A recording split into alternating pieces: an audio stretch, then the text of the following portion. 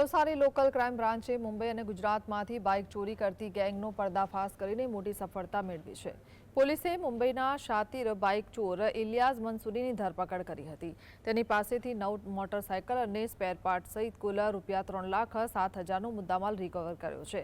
આ આરોપી બાઇક ચોરી કર્યા બાદ ગેરેજમાં તેના પાર્ટ્સ છૂટા કરી દેતો અને પકડાઈ ન જાય તે માટે એન્જિન ચેસિસ નંબર પણ ભૂંસી નાખતો હતો। આ ભેજાબાજ ચોરની ધરપકડથી ગુજરાત અને મુંબઈના કુલ 6 વાહન ચોરીના ગુનાનો ભેદ ઉકેલાયો છે।